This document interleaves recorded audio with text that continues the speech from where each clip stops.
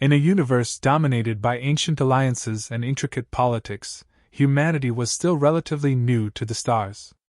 Earth's first radio transmissions, long buried beneath the noise of the cosmos, had finally reached the ears of the Galactic Council.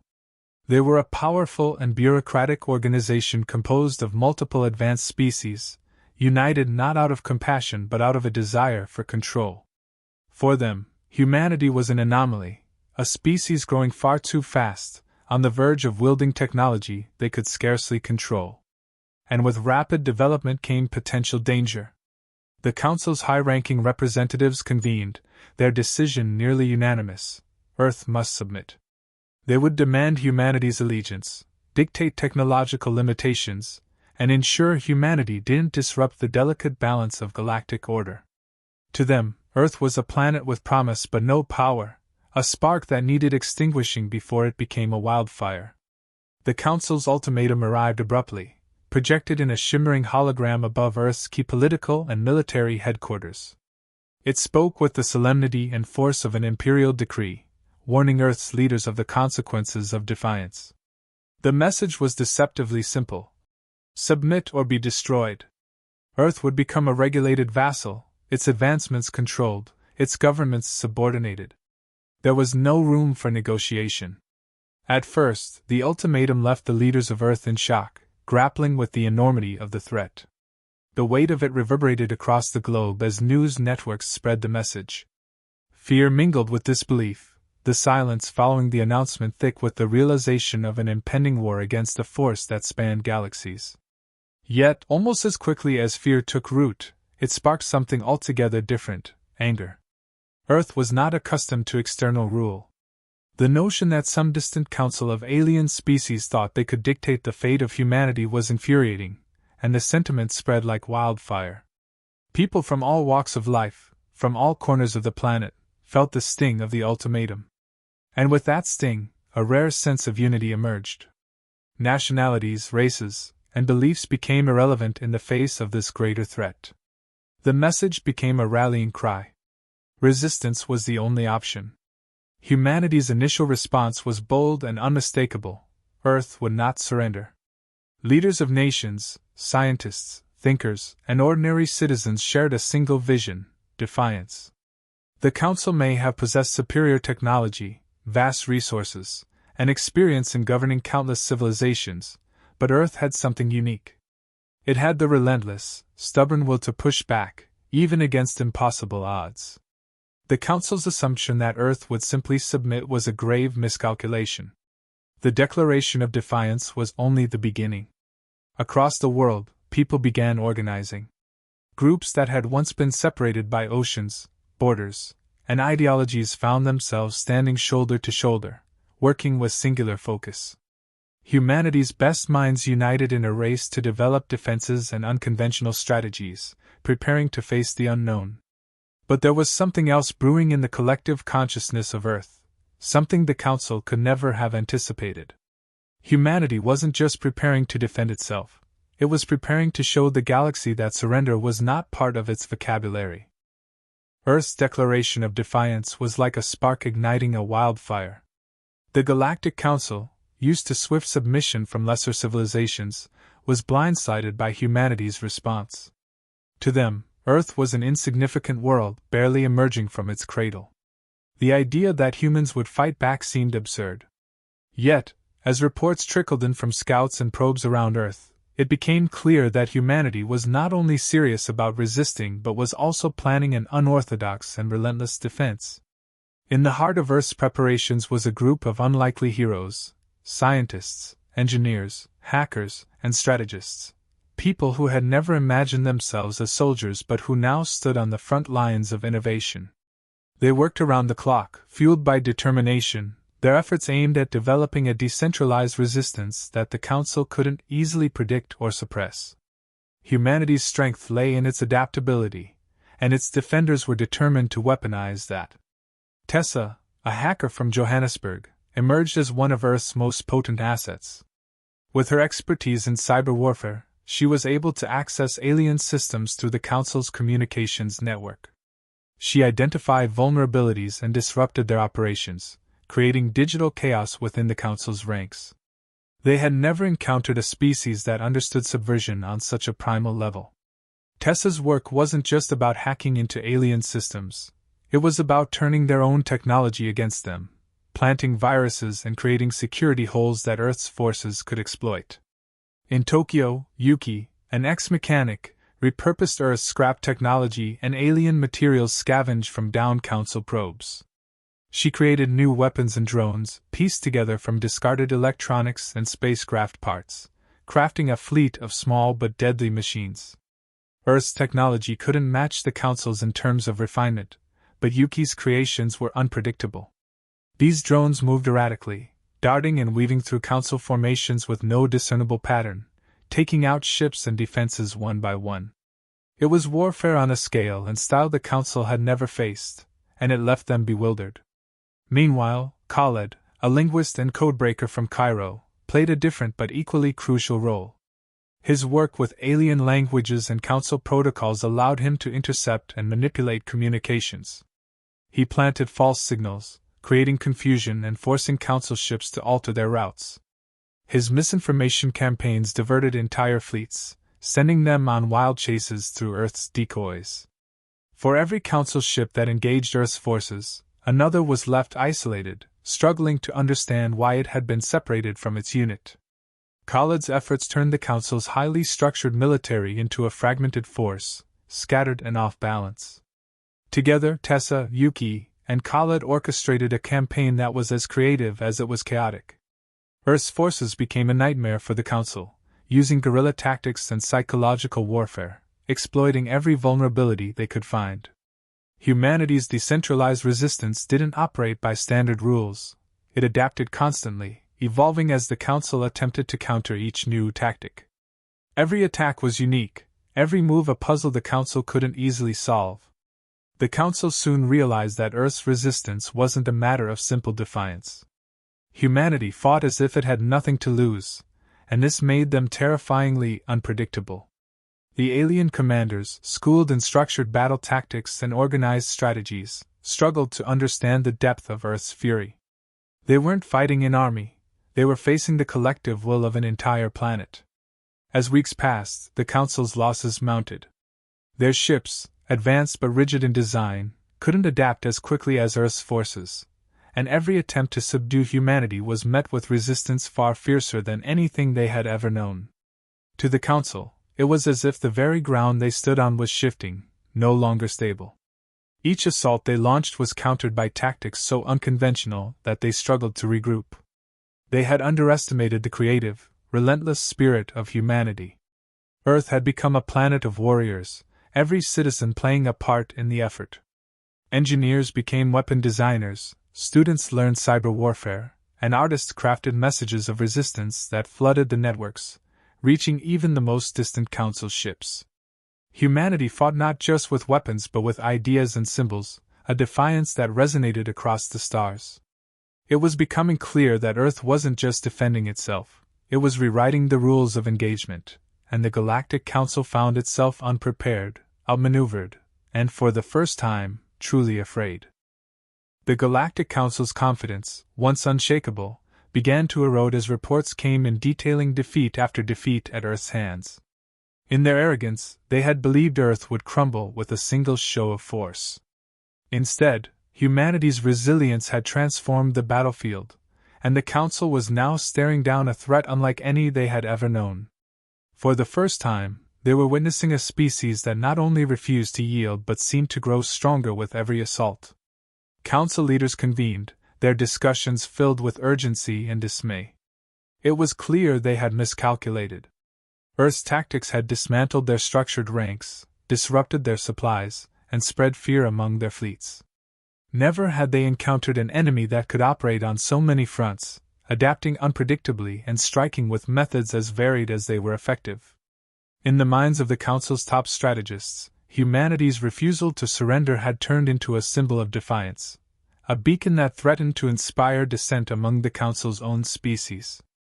As losses mounted, cracks began to form within the Council's ranks.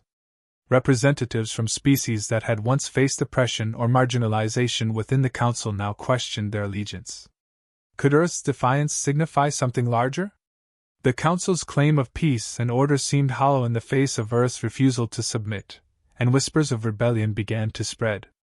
In some sectors, soldiers openly questioned their commanders, wondering if they were on the right side of history. Earth's defiance wasn't merely a battle over territory, it was a battle for dignity, a rallying cry for freedom that resonated with the oppressed across the galaxy. Meanwhile, on Earth, the toll of resistance was beginning to show. Every battle came at a cost. Cities lay in ruin, and countless lives had been sacrificed in the fight. Families were torn apart, and entire communities had been displaced. Yet, even as they endured unimaginable hardships, the people of Earth refused to surrender. Every loss only strengthened their resolve. Those who could no longer fight found ways to support the effort, whether by manufacturing equipment, spreading morale-boosting messages, or helping displaced families find refuge. In this shared struggle, humanity discovered something profound, a collective strength that transcended individual suffering. They fought not just for survival but for something more profound, a shared conviction that no outside force had the right to dictate their fate. In every corner of the planet, from sprawling cities to remote villages, people took up the cause, each contribution a testament to their unity. The concept of borders, once so rigid, seemed meaningless in the face of a common enemy. Earth wasn't simply a collection of nations anymore. It had become one force, bound together by the unbreakable will to remain free. Across Council-controlled territories, the psychological impact of Earth's resistance was spreading. Stories of humanity's ingenuity, their willingness to fight against all odds, reached even the most isolated corners of the galaxy. Alien species who had long accepted the Council's rule began to look to Earth as an example. Here was a planet that defied an entire coalition and refused to kneel. Earth's defiance became a spark, awakening hope in countless beings who had resigned themselves to the Council's oppressive order. If Earth could resist, then perhaps they, too, could seek freedom. The Council, facing unprecedented dissent from within, scrambled to maintain control. They tightened their grip, issuing edicts that demanded unquestioning loyalty, but the damage had been done. Rumors circulated of ships abandoning their posts, of Council soldiers questioning the justice of their cause. For the first time in millennia, the Council's power was slipping, and they found themselves battling not just Earth but the growing unrest among their own people. For the humans, this shift was a validation of everything they had fought for. They knew they were paying a terrible price, but the signs of rebellion among the Council's forces reminded them that their struggle was bigger than just their own survival.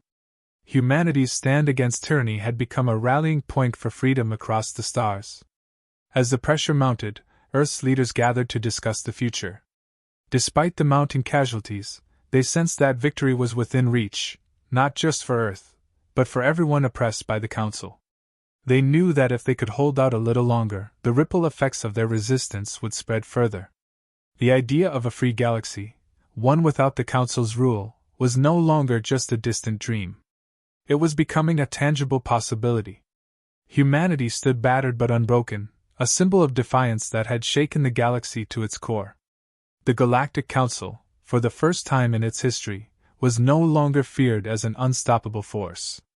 Humanity's refusal to surrender had weakened the Council's hold on power, and the seeds of rebellion were already growing across the stars. Earth was now more than a battlefield. It was the birthplace of a movement that could reshape the galaxy forever. As the Galactic Council's iron grip began to loosen, they realized they had no choice but to make a final, desperate push. They rallied every available fleet, pouring their resources into a single, overwhelming assault, hoping to finally crush Earth's resistance. This would be their show of dominance, a demonstration that would remind all who dared defy them of the futility of resistance. They mobilized their largest fleet, an armada so vast it blotted out stars as it approached Earth. The Council was determined to erase the memory of humanity's defiance in one decisive strike. On Earth, humanity braced for what seemed an insurmountable challenge. Exhausted yet unwavering, they understood that this would be their ultimate test. The call went out, and every available fighter, every last drone, every ounce of human ingenuity was marshaled for the impending battle. From makeshift bunkers to repurposed spacecraft, humanity gathered its resources, fully aware of the cost of failure. They would fight not only for their planet but for the freedom they had come to symbolize. The final battle was like nothing the galaxy had ever seen. Council ships descended upon Earth, their sleek, advanced hulls reflecting the cold, calculating power of an empire that had crushed countless civilizations. But Earth's forces were ready, and they didn't meet the Council's armada with brute force. Instead, they used every tactic they had perfected over the long, grueling campaign. Humanity's forces scattered, using the chaos and confusion to strike from all directions, targeting weaknesses in the Council's formations with precision.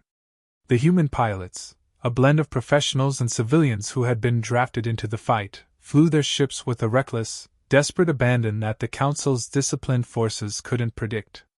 They used the Council's rigidity against them, anticipating their movements and outmaneuvering them at every turn. Small, agile fighters darted in and out of the Council's massive ships, hitting critical points and retreating before the enemy could respond. Earth's ships might not have matched the Council's in power or technology, but they made up for it with resilience and unpredictability.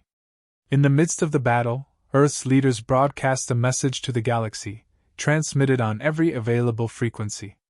They spoke not only to humanity but to every species under the Council's rule, declaring that Earth's fight was a fight for all who had suffered under oppression. They called on anyone willing to stand with them, urging all who sought freedom to join in the struggle. The message reached ships across the galaxy, sparking a wave of rebellion that the Council had feared. Here was a call for freedom that couldn't be ignored. As humanity's call echoed through space, something remarkable happened.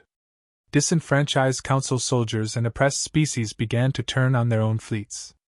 Alien ships that had once flown under the Council's banner now joined Earth's side, creating chaos in the ranks of the Armada. For the first time, the Council faced not just Earth but its own fractured forces, as defectors fired upon their former allies, inspired by humanity's courage and determination. The Council's armada, once an indomitable force, began to falter. Earth's defenders pressed the advantage, pushing harder as they saw their enemies' lines breaking. The chaos among the Council's ranks grew, with commanders unable to restore order as the defection spread. What had begun as a final, unstoppable assault on Earth had become a battle on multiple fronts, with the Council's own soldiers questioning their allegiance and fighting against their leaders. Realizing they could no longer maintain control, the Council's high command made a fateful decision. A message was sent to Earth, requesting a ceasefire. For the first time in its history, the Council was forced to negotiate with a species it had once dismissed as primitive. They had no choice but to acknowledge humanity's strength, to recognize that Earth's defiance had shaken their empire to its core. The terms were simple. Humanity would retain its independence, free from the Council's oppressive regulations, with sovereignty over its own affairs. In return, Earth would share the technological and strategic insights it had developed, contributing to a new, more balanced alliance.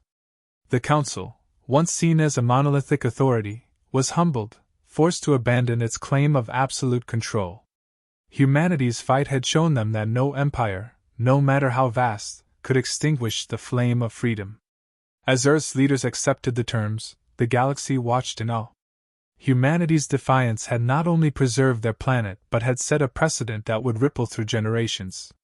Word spread across planets and star systems, inspiring countless species to question the Council's authority.